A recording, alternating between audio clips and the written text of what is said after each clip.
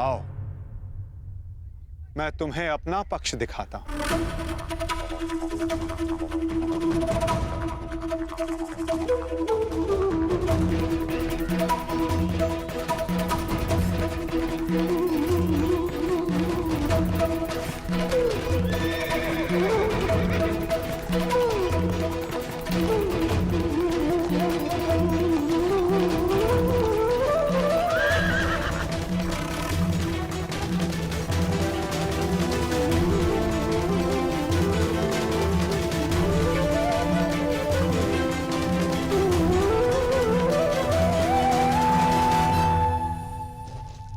देखो अपने भ्राता युधिष्ठिर को, भ्राता भीम को, नकुल सहदेव को, अपने भतीजों को, अपने पुत्रों को।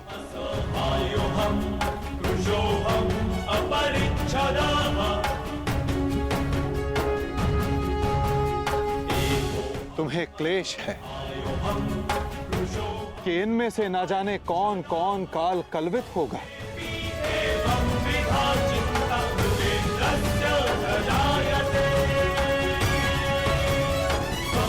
इनकी मृत्यु की संभावना तुम्हारे मन को दुर्बल बना रही है पार्थ।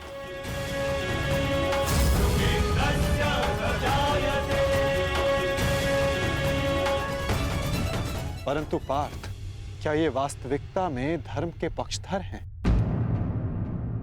तुम्हें प्रतीत होता है कि ये सब निरपराध मारे जाएंगे। तो बताओ, कौन है जो अपराधी नहीं, जो दोषी नहीं? यदि युधिष्ठिर स्वयं का अधिकार राज्य पर मानते हैं, तो इसमें दुर्योधन का क्या दोष? क्या उनकी माता पहले गर्भवती नहीं हुई थी? क्या यह सत्य नहीं कि युधिष्ठिर ने अपना राज द्यूत क्रीड़ा में लगाया, जिसे दुर्योधन ने जीता? यदि दुशासन ने अपनी ज्येष्ठ की आज्ञा मानकर द्रौपदी का वस्त्र हरण करने का अपराध किया, तो तुम चारों ने भी अपनी ज्येष्ठ की आज्ञा मानकर अपनी पत्नी का अपमान होने दिया।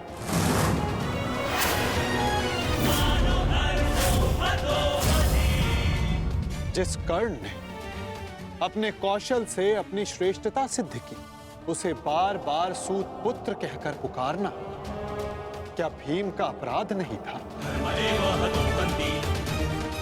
द्यूत क्रीड़ा के नियम जानते हुए भी युधिष्ठिर ने उसका प्रस्ताव स्वीकार किया। क्या ये युधिष्ठिर का अधर्म नहीं था? तो बताओ पार्थ, कहां धर्म है और कहां अधर्म? कौन दोषी है और कौन निर्दोष? बोलो पार्थ।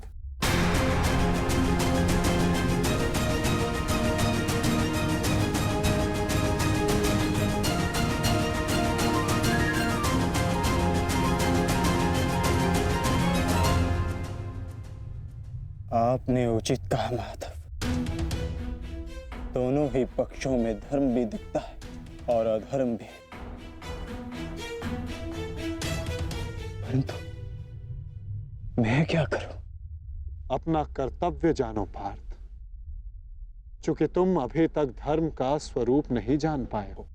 उचित कहा आपने। मेरा अंग अंग कांप रहा है, मंद हो गई है।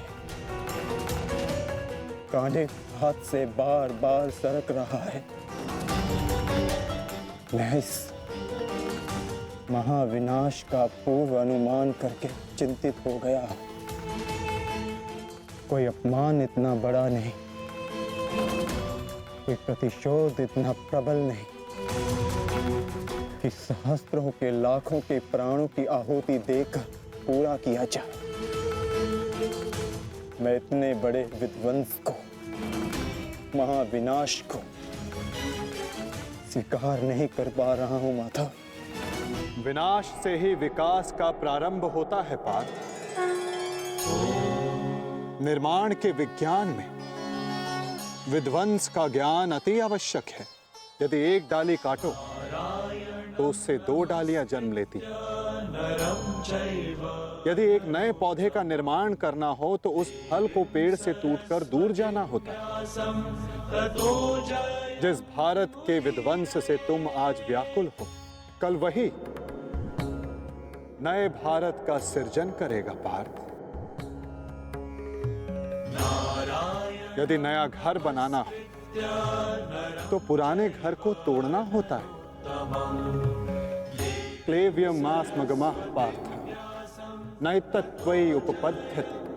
ये मोह, ये नपुंसकता एक योद्धा को शोभा नहीं देती पार्थ। उठो, जागो और अपना शस्त्र उठाओ पार्थ। तब तक संघर्ष करते रहो जब तक तुम्हें तुम्हारा लक्ष्य ना मिल जाए।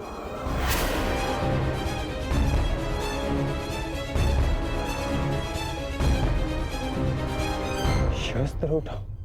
कैसे कैसे शस्त्र उठाऊं माधव?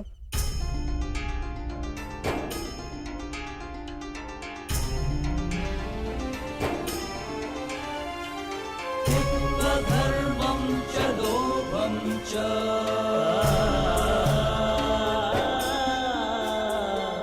मोहं चोऽध्यमस्थितः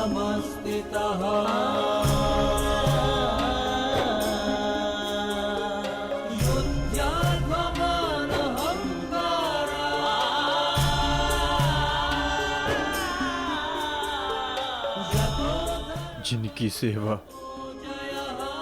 और आज्ञा पालन करना जीवन का धर्म है, उन पितामह पर, आचार्य द्रोण पर कैसे शस्त्र उठाऊं मैं? कैसे माधव? ये कौरव है तो मेरे भाई ही ना। सबकी धमनियों में एक ही रक्त है। इन्हें मारकर इंद्रप्रस्थ तो क्या, इंद्रलोक भी मिले तो क्या लाभ?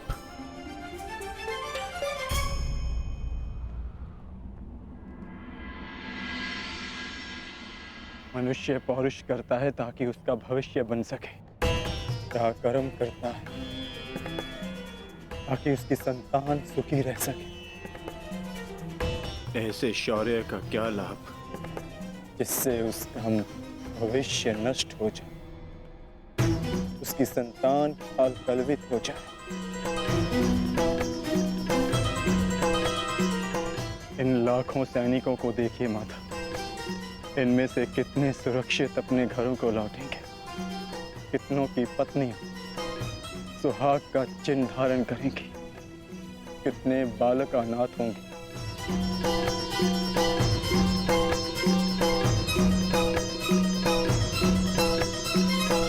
कौन बचेगा उन्हें धर्म और भविष्य सिखाने के लिए? मैं देख रहा हूं माता, इस धर्म युद्ध के पश्चात अधर्म और भी बढ़ेगा। कुरुकुल का ही नहीं, पूरे भारत का विनाश हो। आज के नियम टूटेंगे। क्या भविष्य को यही आशा है हमसे? तर्क बुद्धिमतपूर्ण है पार्थ, परंतु अर्थ मूर्खतापूर्ण। क्या नष्ट हो जाएगा? कैसा दुख होगा पार्थ? यदि वृक्ष के कुछ पत्ते झड़ जाएं, तो वो दुख का कारण नहीं होते पार्थ। पत्तों के जन्म का तात्पर्य वृक्ष को जीवन देना होता है, स्वयं का जीवन जीना नहीं।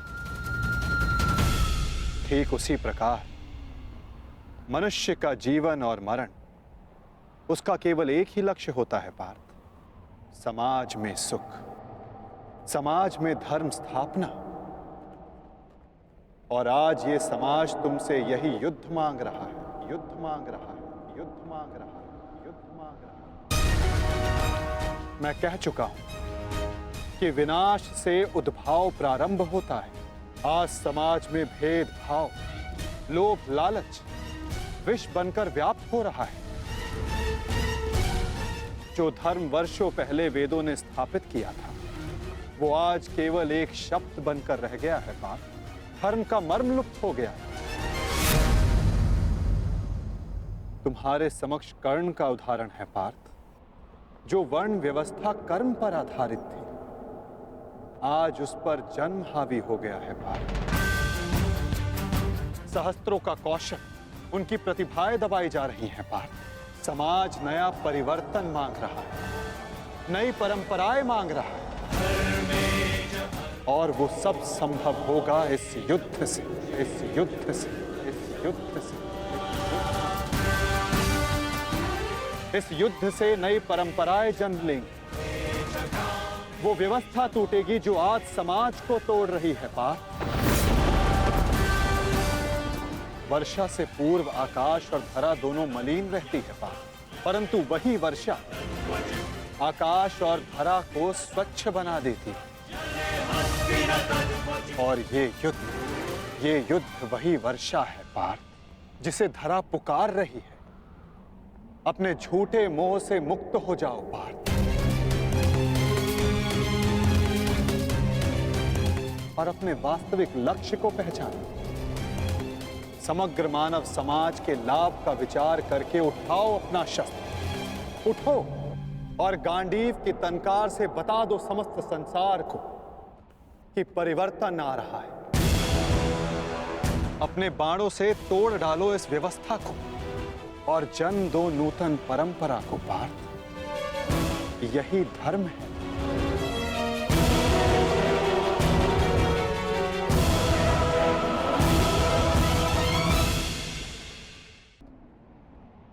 मैं आपके शब्द सुन पा रहा हूं माधव, परंतु इनका अर्थ हृदय तक नहीं जाता। मन संशय से इतना भरा, शस्त्र उठाने में स्वयं को असक्षम पाता हूँ। मोह का आवरण धुंध बनकर दृष्टि के समक्ष। धर्म का संशय, मन अपनों की हानि के विचारों से भरा है। संसार को कैसे देखूं?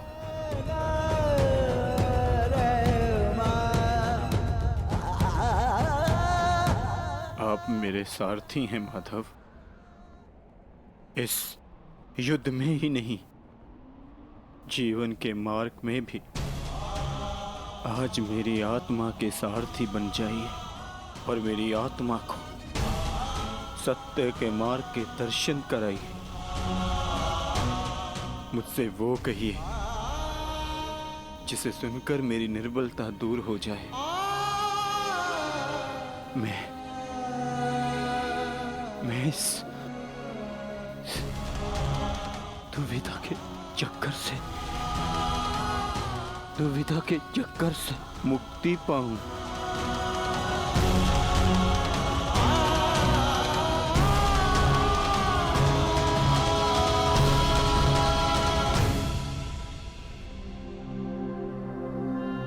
पार्थ,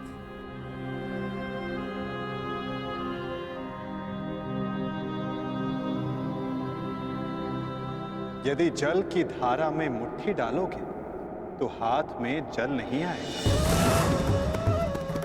और यदि धारा में अंजलि बनाओ तो हाथ में जल आएगा। मुट्ठी अहंकार है पार्थ, और अंजलि समर्पण होता है। यदि समर्पण की अंजलि बनाओगे तो ही तुम सत्य का ज्ञान अर्जित कर पाओगे। समर्पण करो पार्थ।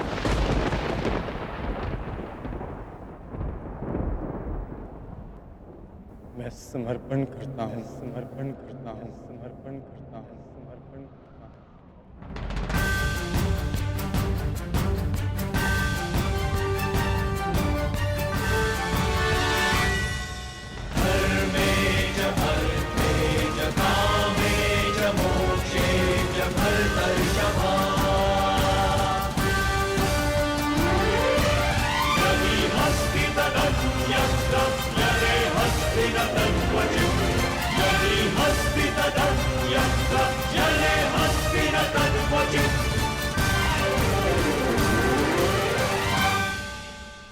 ठीक है पार्थ, यदि तुम सत्य जानने को उत्सुक हो तो मैं तुम्हें सत्य, धर्म और कर्म का ज्ञान देता हूं। मैं तुम्हें धर्म और कर्म का मर्म समझाता हूं पार्थ। मैं तुम्हें वो ज्ञान देता हूं जो मानवता को चिरकाल तक उनका मार्गदर्शन करता रहेगा, उसका सहयात्री और सारथी बनेगा।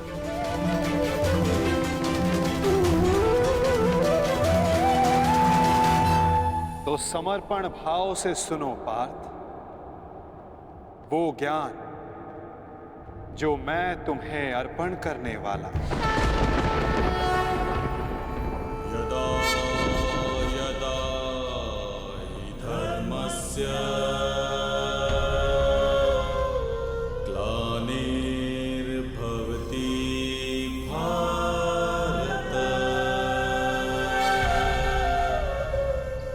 अभ्युत्थानम् अधर्मस्य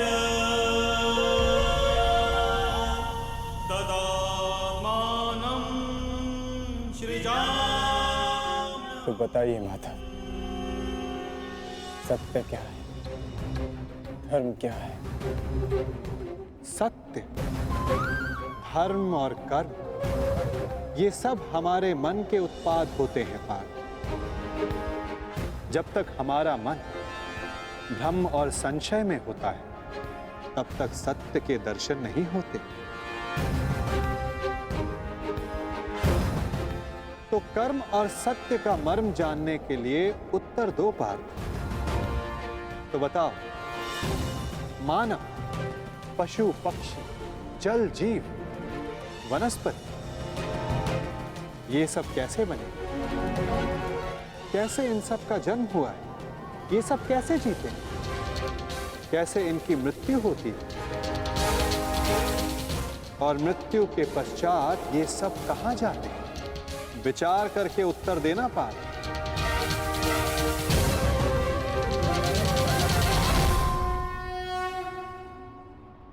क्योंकि इसी प्रश्न में तुम्हारे भ्रम का उत्तर छिपा हुआ है। तो बताओ। देह मिट्टी से बना है माधव, वायु श्वास बनकर उसे जीवन देती है, अग्निताप बनकर उसे चलाता फिराता है, जल रक्त और मज्जा से बनकर उसे जीवित रखता है, और आकाश देह के रिक्त स्थानों में उपस्थित रहता है। इसी प्रकार इन्हीं 5 महाभूतों से देह का निर्माण हुआ है माधव, और मृत्यु के पश्चात इन्हीं 5 भूतों से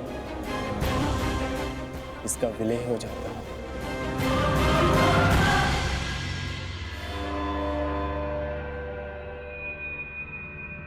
तो इसका अर्थ ये हुआ पार्थ कि मेरा, तुम्हारा, महामहिम भीष्म और आचार्य द्रोण, हम सब का देह इन 5 महाभूतों से बना है, जिसे अंततः उन्हीं में मिल जाना है।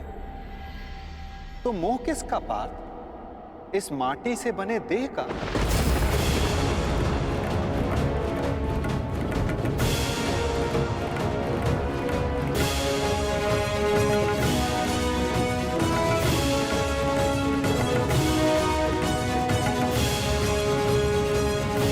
महामहिम भीष्म और आचार्य द्रोण, हम सब का देह इन 5 महाभूतों से बना है, जिसे अंततः उन्हीं में मिल जाना है। तो मोह किसका पार्थ? इस माटी से बने देह का? तो क्या ये देह महत्वपूर्ण नहीं है माधव? इसी देह से हम अपना रूप और परिचय पाते हैं। यदि ऐसा है पार्थ, तो मनुष्य के मृत्यु के पश्चात उसके देह को नष्ट क्यों कर दिया जाता है?